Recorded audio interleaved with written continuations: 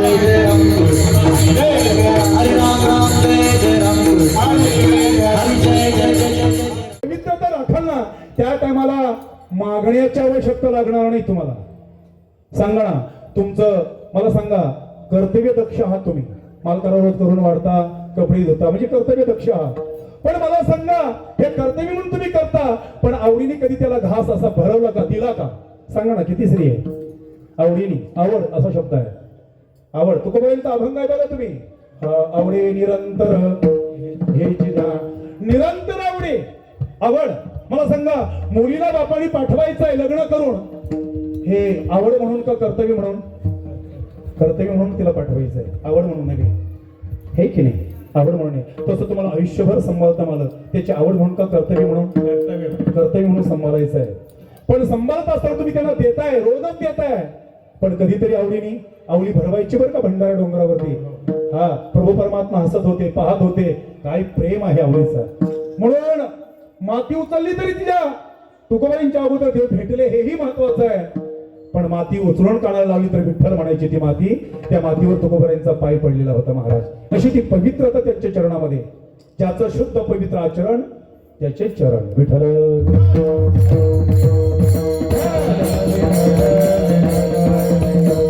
म्हणून मागणं हा शब्द आहे. जगद्गुरु तुकोबाई एक तर मागण्याची इच्छा नाही. वडिलांची रीत जाणत असो काही मागणे हे अमानुचेत वडिलांची रीत जाणत असो. ही वडील परंपरा आहे. सेवा करायची पण मागायचं काही नाही. ही वडील उपरिचित परंपरा आहे आणि आम्हाला ती टिकवली पाहिजे. देव देश आणि धर्म बरं का. देशाकरता देवाकरता आणि धर्माकरता म्हणजे माई बाप्पा करता. हे जर जीवन लागत नसेल तर बरं का जन्म येऊनी गेला वाया शब्द असा आहे किंवा जन्माला आला गेला असं एक प्रमाण आहे. जाऊ दे आपल्या त्या बाजूला जायचं नाही. पण मला सांगा आग्रह करतायत तुकोबारायना कोण? पंढरदीश प्रभू परमात्मा देव आग्रह करतायत जगद्गुरु तुकोबारायांची. आणि तुकोबारायांच्या अंतकरणामध्ये असा विषय आहे एक तर तो देव आहे. देव हा दिवत असतो पण शब्द प्रगट झाला. संपूर्ण देव जगाला देतो तो देव. देव या शब्दाचा अर्थ आहे प्रकाश. प्रकाशमय जीवन सर्वांचा करतो तो देव आहे. असा तो देव आहे. दिव्य धातूपासून प्रगट झाला. न मागता देतो तो. प्रकाश सर्वांना सर्व जगाला देणार आहे. अरे सर्व जगाला देणार आहे बरं काम. सर्व विश्वाला देणार आहे. मग संपूर्ण विश्वाला जर तो देणारा जर आहे तर त्याला सुद्धा त्याचा सुद्धा अवमान होता कामा नये याची ही कदर तुकोबारायांच्या अंतकरणामध्ये होतीच ना. विठ्ठल विठ्ठल हो याची कदर होती. देवाचा आग्रह होता. देवाचा अवमान करून शब्द देवाचा जर एवढ्या वेळा जर देवा बोलतोय सांगतोय प्रभू परमात्मा सांगतोय तर त्याच्याही शब्दाला कधीतरी बाधता येतं कामा नये. त्याचाही शब्द कधीतरी आपण मानायला पाहिजे. म्हणून बरं का मागण्याची इच्छा नाही पण आग्रह करतात भगवान परमात्मा म्हणून ते मागतायत ते कुठे मागतायत तर मागितल्यानंतर असं म्हटलं जातं की त्याच्यामध्ये या अभंगाच्या माध्यमातून असं म्हटलेलं आहे जगद्गुरु तुकोबारायांना मागण्याकरता सांगतायत. हा देवाच्या आग्रहस्थळ मागतायत. मागणं हा व्यागात दुष्युक्त भाषा आहे असा शब्द आहे. व्यागात मागणी पण 126 अभंग गाथेमध्ये हे एका ओविबंधामध्ये असं वर्णन केले. 126 अभंग मागणी पर. मग मागू का नाही तर पहिला प्रथमता मागावा एकतर देवाचं मागू नये. मागायचं असेल तर देवच मागायचं असेल हा देवाचं मागितले हे दुर्योधनाने आणि अर्जुनाने मागितलं तो देवच. ही मागण्यातला फरक आहे. आपण देवाचं जे नाशिवंत वस्तू आहे ती मागतो. देवच कधी मागत नाही. आणि दिव्य शक्ती जिथे आली ना महाराज तिथे काही कमी आहे. म्हणून भगवान परमात्मा आग्रह करतात आणि आग्रहस्थळ तुकोबाराय मागतायत अभंगाच्या द्वितीय चरणामध्ये.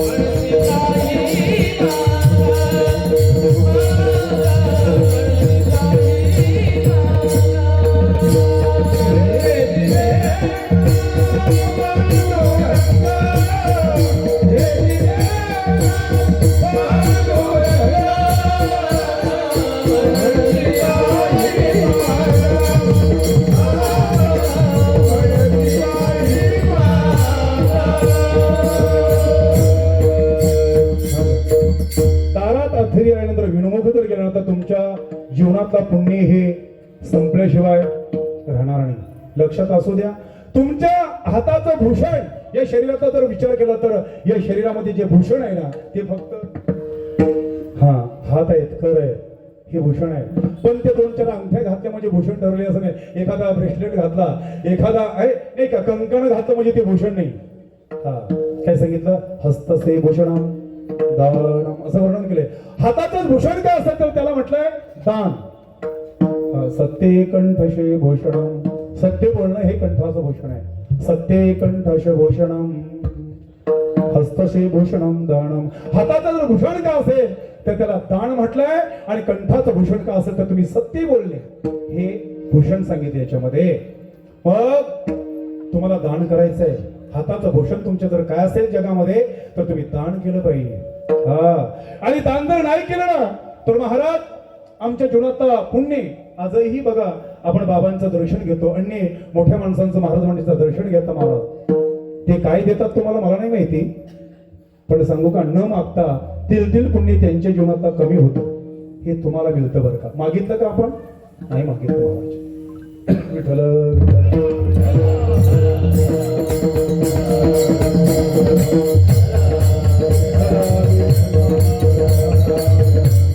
नऊला 5 मिनिटं कमी आहेत. 9 वाजायला 5 मिनिटं कमी आहेत. 5 ते 10 मिनिटं याच्या पुढे नको आहे.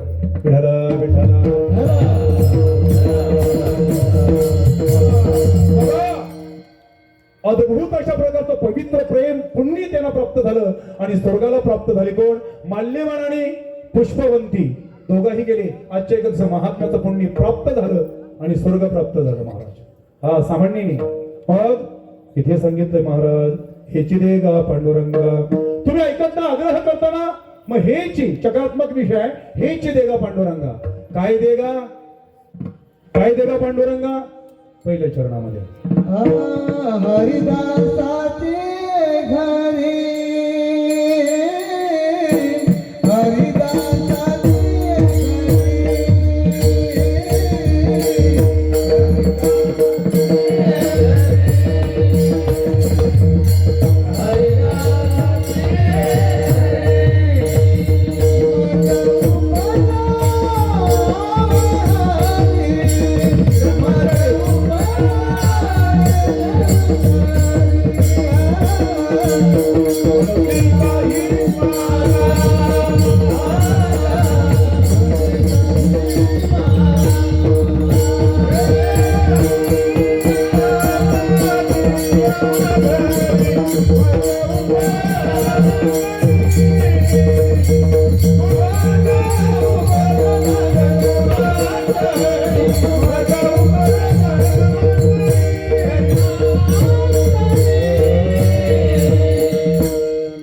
मनसी काही मागा.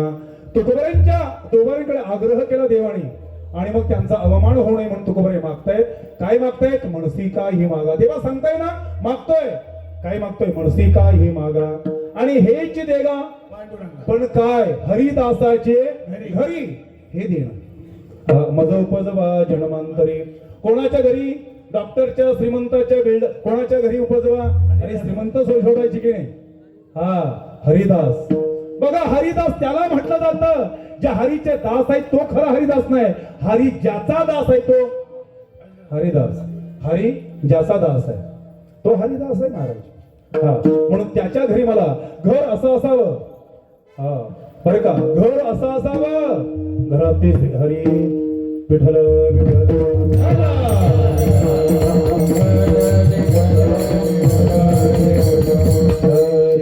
घर असं असावं. बरं का, त्या घरातली स्त्री ही मृत बोलणारी असावी. ज्ञानोबाई सांगतात, साचाणी मवाल मिथले आणि रसाल शब्द जैसे कल्लोल अमृताचे. तुमचं बोलणं कसं असावं? सुंदर बोलणं असावं. जितक्या पुरुषापेक्षा सुंदर महिला वर्ग आहेत बरं का. विशेष अशा प्रकारचं ब्रह्मदेवाने त्यांची उत्पत्ती केलेली आहे. विशेष असा शब्द आहे. मग जितका त्या सुंदर आहे, बोलणं सुद्धा त्यांचं सुंदर असलं पाहिजे.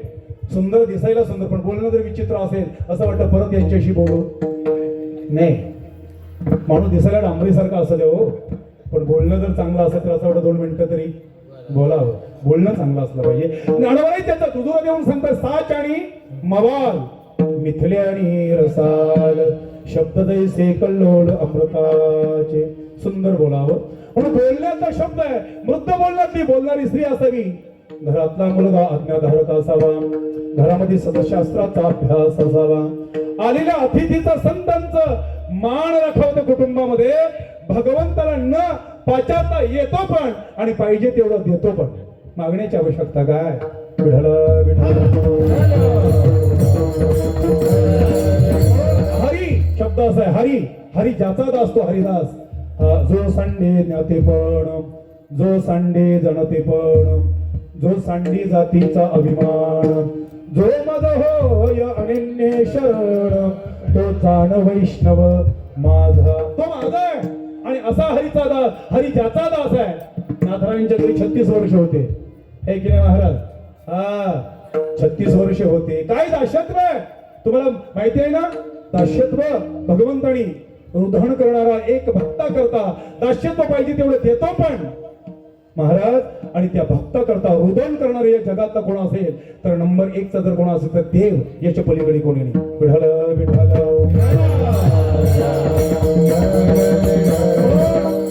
हरिदासाचे घरी मज उपजवा जन्मांतरी. मग असा हरिदासांच्या जर घरी जन्माला तर काय होईल? तिथे प्राप्त का असणार आहे? तेथे राम नाम होईल श्रवण.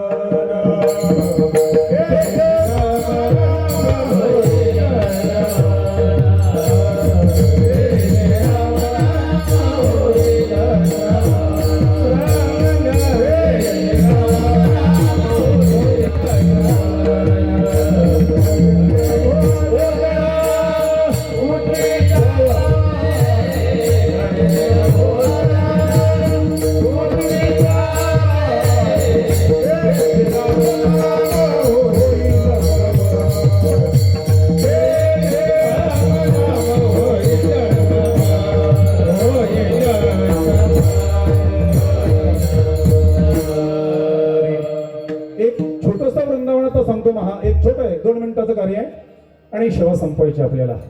बघा व्रत करा अथवा करू नका. हरिपाठाला नृत्य केले तुम्ही नाचला तर मग अशी बरं का. तसं तुमची प्रसाद म्हणजे काय फराळाची व्यवस्था इथे असे नसेल मला माहिती नाही पण असे आहे आहे म्हणायला हरकत नाही. हा तुम्ही मागितलं नाही तरी मिळणार आहे बरं का. विठ्ठल वृंदावनामध्ये भगवान प्रभू परमात्मा वृंदावन सोडून जेव्हा गोकुळ सोडून जेव्हा गेले ना तेव्हा मथुरेतून ते कुठे गेले? द्वारकेला. पण तिथून प्रभू परमात्मा बरं का कुठे यायचे? हस्तिनापूरला यायचे. गोकुळामध्ये ते जात नव्हते. गोकुळात वृंदावनात जात नव्हते. जर कदाचित मी आता तिकडून आलो आणि पुन्हा जर गेलो ना येणं होणार नाही. मग वरून येणारी गंगा महाराज खाली बसायचे तिथे एका पाऱ्यावरती. तिथे बसायचे एका ओट्यावरती आणि मग तिथे गंगेचं दर्शन घ्यायचं. नदीचं दर्शन घ्यायचं आणि मग तिथे एकट्यानेच बसून रडायचं बरं का. प्रभू परमात्मा रुदन करताय. अर्जुन पाठीमागणं विचारलं देवा काय करताय तुम्ही? हे योग्य नाही देवा. तुम्ही रडताय कोणा करता? अर्जुना तू कशाला आलास बाबा इथे? नाही नाही देवा पण तुम्हाला हे तुम्ही जग रडू लागलं की अश्रूपासून हे तुमचं काम आहे. तुम्ही रुदन का करता देवा? असा जेव्हा प्रश्न विचारला तेव्हा सांगितलं म्हटलं अर्जुना तुझ्या लक्षात यायला पाहिजे. चल माझ्या बरोबर.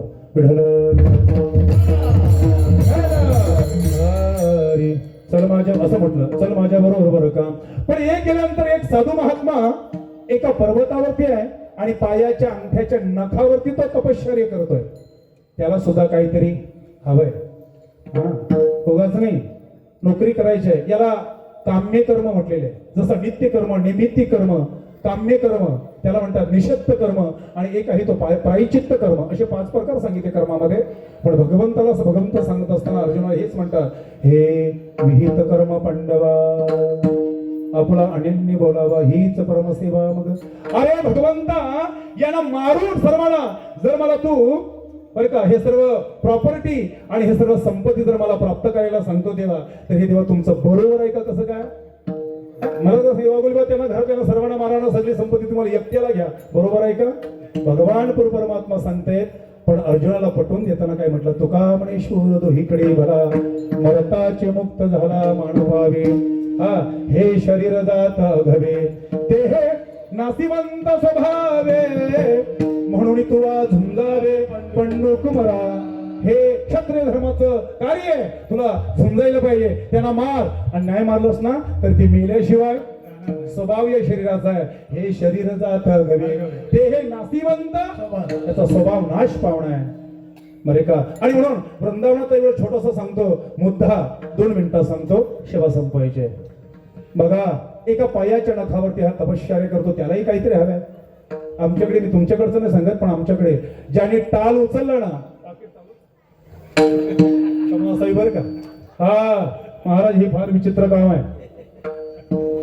मोजके टालकरी घेतो आम्ही. म्हटलं एवढीच चला भाऊ. हा मग त्याला आणायची कुठून महाराज, हे की नाही. एक तर याच्यामध्ये काटकसर केली जातोय, हे की नाही. उभा म्हणून जर दिसला ना तर एखादे पुढारी कोण जर असेल माझ्या बाजूने जातात, ते म्हणतात हा मागितल्याशिवाय. म्हणजे एवढी आमची भीती वाटायला लागली, काय करायचं काय. नेमकं असं क्षमासावी कोणाबद्दलचा विषय नाही, पण तेही बरं का या क्षेत्रातून, राजकीय क्षेत्रातून जी माणसं वाटचाल करतात ना त्यांच्याही आश्रयाशिवाय आम्हालाही जगता येत नाही. एक इतकं सत्य आहे. कोण देतं आपल्याला, मला सांगा ना, कोण देतं आपल्याला. हीच मंडळी देत असतात बरं का. असे सद्ग्रस्त कोण असतील तर देण्याचं म्हणून एक विचार करतात तरी, नाहीतर कोणी देत नाही. याच लोकांचा, याच मंडळींचा आम्हाला आश्रय घ्यावा लागतं, तेव्हा धर्मशाला कुठेतरी उभारली जाते. त्याला विधान नाही, हे सत्य आहे. आणि म्हणून या माणसाला काहीतरी हवंय म्हणून एका पायाच्या नखावरती बरं का तपश्चर्या करतोय. आणि अर्जुनाला सांग म्हटलं जा विचार त्याला, हा नेमका प्रकार काय. अर्जुना विचारलं तुम्ही कोण आहात. एक साधू महात्मा आहे, काय करताय तपश्चर्या. मग भगवंतांनी सांगितलं एक रानमाल होतं आणि तिथे उभा होता. आज तो या डोंगराच्या पर्वताच्या शिखरावरती उभा आहे. मग एवढा मोठा डोंगर काय म्हटला, जेवढे देही पडले माझे याचा डोंगर बनलेला आहे. हा पुढील जन्म असे जेवढे माझे देह पडले ना महाराज, हा त्याचाच पर्वत बनलेले आहे. मग एवढं मोठं तुम्ही साधना तपश्चर्या करताय, तुम्हाला हवंय तरी काय. बास फक्त वृंदावनाचं दर्शन घडावं एवढीच इच्छा आहे. हे माझं मागणं आहे देवाकडे, पण तीही अजून पूर्ण झालेली. बघा काय मागणं आहे, कोणाकरता काय मागताय तुम्ही. आयुष्यभर मागता लोकांकडे बरं का. आयुष्यभर मागितलं मालकाकडं, तुम्ही आयुष्यभर मागितलं तर गुणगान मात्र ते असं कधी गायलं नाही तिकडचं बाहेरकडचं. ही गंमत आहे, जाऊ द्या. बघा आणि मग वृंदावनाचं दर्शन मिळावं याच्याकरता मागणं केलेले या साधू महात्म्यानी. मग हा खाता माझ्याकडे नाही, कोणाकडे खाताय, राधेकडे खाताय. मग तिला बोलावलं, ती पण देत असताना म्हटलं हरकत नाही, म्हटलं एवढी तर तपश्चर्या आहे देवा तुम्ही द्यायला पाहिजे. अर्जुनाने सांगितलं माझ्याकडे नाही, राधेकडे हा खाता. तिला बोलवा. स्मरण केल्याबरोबर राधा मैया आल्या. सांगितलं बरं का याला द्यायचंय. काय द्यायचंय. 2 वृंदावन आहेत, एक वृंदावन आहे आणि एक निज वृंदावन आहे. असे 2 वृंदावन आहेत. हो आता मी मागे 1.5 महिना तरी थांबून आलो बरं का वृंदावनामध्ये. महाराज खूप आनंद वेगलाय. हा खूप नृत्य करण्याचा आनंद घ्यायचा वृंदावन. 3 वाजेपर्यंत नृत्य करतात आणि 3च्या नंतर प्रेमानंद महाराजांच्या दर्शना करतात. कधी झोपतात बिचारी कोणाला ठाऊक, पण नृत्य करण्याची मजा आहे, आनंद आहे. हा नाचायचं नृत्य करायचं असेल तर वृंदावन. मग महाराज तिथे आणि राधीने तसं ठरवलं. एवढ्यामध्ये ती कोण आली माहितीये, तिचं नाव आहे ललिता. म्हटलं कोणाच्या हुकुमाने हे तुम्ही देताय. कोण म्हणते ही दाशी आहे पण म्हणते. म्हणून तुम्हाला आजही कोणत्या क्षेत्रामध्ये जा, डायरेक्टली तुम्ही देवाकडे काही मागू नका. त्या परिसरामध्ये कुलदेवता, इष्टदेवता, ग्रामदेवता आहेत, पहिलं त्यांचं स्मरण करा. तेव्हा मुख्य देवतेकडे. तुम्हाला मंत्र्याकडे जायचं असेल तर डायरेक्टली आपण जाऊ शकत नाही, त्याला ऋषीजर आहे महाराज, त्याप्रमाणे जावं लागणार आहे, हे की नाही. आपण देवाचा आणि जीवाचा समजा हे संत आहेत, आश्रय त्यांचा घ्या, तेव्हा मिळतं. पण बघा मुद्दा लावण्या करी पेंद्या वाटितो शिदोरी घरी घ्या रे दही भात आम्हा देतो पंढरीनाथ. मुद्दा महत्वाचा मुद्दा लावला. मुद्दा लावण्या करी पेंद्या वाटितो शिदोरी घ्या रे दही भात आम्हा देतो पंढरीनाथ. आणि मग ही कोण आहे, जाऊ दे तो मोठा विषय. ही कोण आहे, ते राधीचं प्रतिबिंब आहे. कोण, ललिता. राधीचं प्रतिबिंब आहे. ते कसं घडलं त्याचा इतिहास मोठा भागवतामध्ये सुंदर वर्णन केले. आणि मग महाराज द्यायचं ठरवलं. म्हणजे ज्याचे अनंत देह पडले त्याचा डोंगर बनला, पर्वत बनला आणि त्या पर्वताच्या शिखरावरती एक तरी दिवस वृंदावन मला मिळावा, एक तरी दिवस दर्शन मला घडावं, हे मागणं माझं आहे असं या महात्म्याने ठरवलं. आणि मग एवढा काल, अनंत काल महाराज त्याचा तपश्चर्या करण्यामध्ये गेला, तरी फक्त वृंदावन 3 दिवस फक्त भेटला. त्याला किती दिवस? 3 दिवस या महात्म्याला फक्त वृंदावन भेटला. 4था दिवस लाभला. मग मला सांग, एवढा काही काळ जातो आम्ही, 5-5, 10-10 दिवस, महिना राहतो. एक कल्पना करा, आपली तपश्चर्या किती घडली असेल हे अनुमान प्रमाण सिद्ध करा. बघा, काही तपश्चर्या आपल्या असेल, काही काळ तिथे राहण्याचा जर प्रसंग, ही जर आनंद, ही पवित्रता, हा जर लाभ आम्हाला प्राप्त होत असेल, तुका म्हणे आता लाभ नाही या, आता मदईस ते करी आणि तुझे पाय चित्ती धरी विडपार कमाई.